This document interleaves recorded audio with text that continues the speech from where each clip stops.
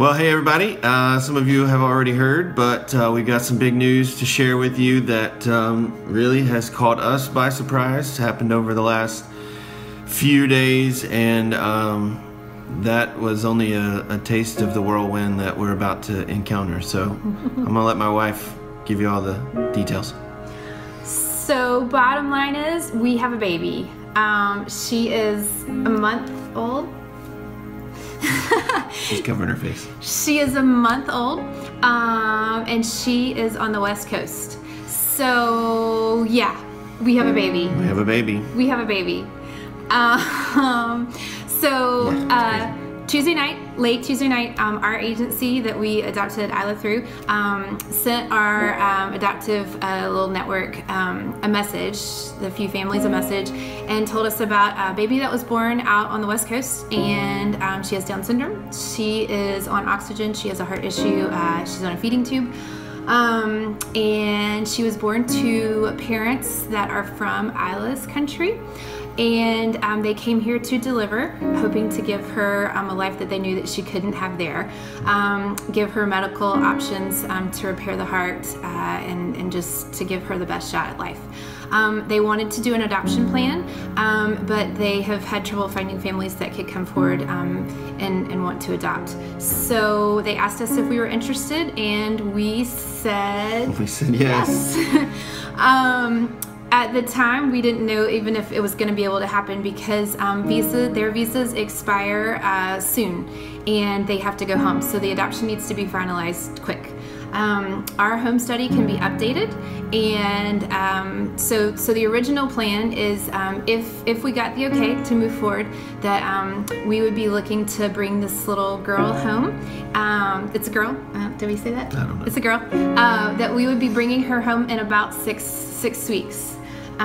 So we got the call like 7 o'clock tonight. Yeah, tonight, just a couple hours ago. We got a call that they want to move forward, and the baby is actually going to be discharged from the hospital on Tuesday.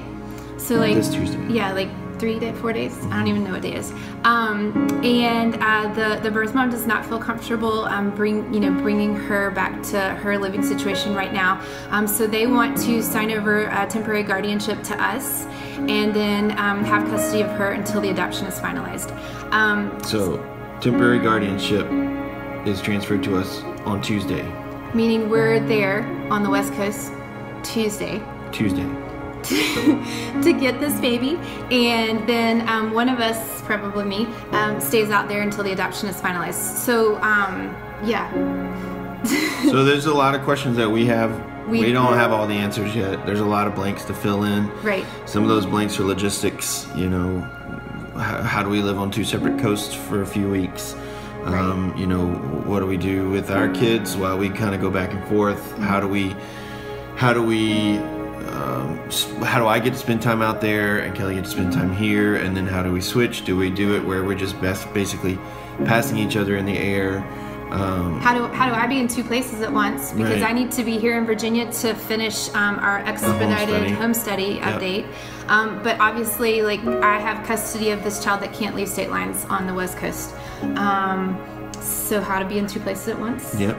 And that's about as much as we know right now. The other big missing piece is obviously the money, because this kind of caught us off guard. It happened on Tuesday, and while it's not nearly the costs that were involved with our first one, this one is going to be somewhere in the range of $10,000 to $15,000, and within the next 4 weeks, we're going to need about half of that. Right. And our plan initially, when we kind of walked through that first door of saying yes, was that we actually thought she was in a different state. So the state that she is in is a little more costly, a little more complicated legally, which always translates into more money. The cost out here was, what was quoted on Thursday morning is different than what was quoted tonight, about double. So we have access to finances. We have, savings. We have things like that. A lot of it is tucked away, so it is accessible to us, but not easily and quickly accessible. So that's part of it as well. Yeah. Yeah. So a lot of big question marks still. Some of those we'll figure out with the counsel from our adoption agency and the attorneys, and we'll just kind of figure things out as they unfold. But the other part of it, we would love to invite you guys into the story. Just like before, we think that it's powerful when a community comes together to rally behind the life and the redemption of this little one, and you know, we love to invite you to do that with us. So it's big things, big faith, and you know, we said the other day that we would just take the step until the door wouldn't open for us, and we thought we had kind of found the end of the road yesterday, and the door just opened up. And then tonight there were some roadblocks, and they opened up, and so we just keep walking, and we'll just trust and see what God will do. The other part that I don't think I said that's really cool is that this family, you know, basically was told about an open adoption, so what that means, and they are wholeheartedly for it. They want it. So they want to have a relationship with us. They want to get pictures of her. They want to see her grow up. They would love to come and visit. They want us to come and visit. I mean, this is just the best case scenario, and just heartbreaking and inspiring and every word in between to see, you know, really what they've done for their child, and just trying to imagine, you know, ourselves in their situation. We just feel honored to be able to kind of come alongside them and be able to parent. Yeah. It'll be really cool to see what unfolds over the next 50 years of that relationship. And right. You know, I think if I could maybe just wrap it up with this.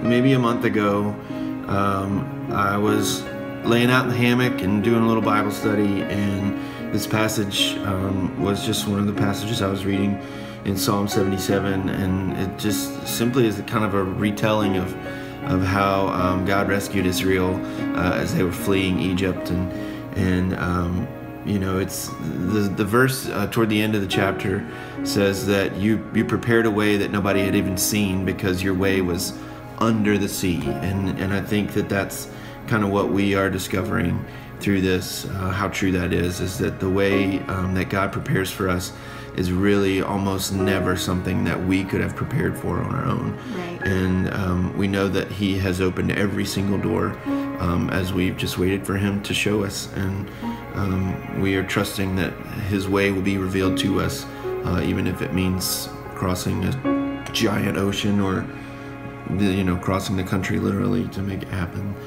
So we'd love your support. We'd love you guys to come alongside of us and help us get this little girl home. Yep. All right. Thanks, you guys. Thank you so much.